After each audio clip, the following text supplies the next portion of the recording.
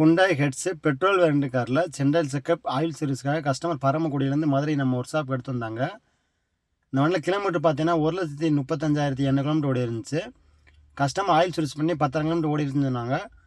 ஆயிலை கல் செக் பண்ணி பார்த்தால ஆயில் வந்து சுமாராக தான் இருந்துச்சு. 10,000க்கு ஒன்ஸ் வந்து கம்பல்சரி ஆயில் மாற்றுறப்போ வந்து கம்பல்சரி வந்து ஆயில் ஃபில்டர் சேஞ்ச் பண்ணணும். ஆயில் ஃபில்ட்ரு ஹுண்டாய் ஓய் ஃபில்ட்ரு வாங்கி சேஞ்ச் பண்ண போகிறோம். ஓய் ஃபில்ட்ரு பார்த்தீங்கன்னா ப்ரைஸ் பார்த்தா ₹107 வரும். இது i10 பெட்ரோலு 7 ரோ ஹெட்ஸ் எல்லாம் வந்து காமனாக தான் வரும்.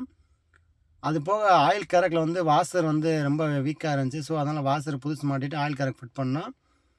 ஏர் ஃபில்டர் கழட்டி செக் பண்ணி பார்த்ததில்ல ஏர் ஃபில்டர் வந்து ஃபுல்லாக டஸ்ட் ஏறி போயிருந்துச்சு.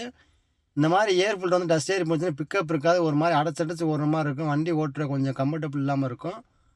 ஸோ அதனால் ஏர் ஃபில்டர் கழட்டிட்டு புது ஏர் ஃபில்டர் வாங்கி ஃபிட் பண்ணோம். இந்த வண்டியில் வந்து 5W30 ஆயில் வந்து ஃபுல் பண்ணுறோம். ஃபுல் பண்ணிவிட்டு power steering oil, break oil, அது போக பிரேக் போய்ட்டு 4 வீலும் கழட்டி செக் பண்ணி பார்த்தால எல்லாமே ஓரளவுக்கு நல்லா இருந்துச்சு. ஜென்ரல் செக்கப் பார்த்துட்டு வண்டியை ஸ்டார்ட் பண்ணிவிட்டு செக் பண்ணி பார்த்தா வேறு எதாவது ஆயில் லீக்கேஜ் எது இருக்குன்னு செக் பண்ணி பார்த்தா எல்லாமே நல்லா இருந்துச்சு.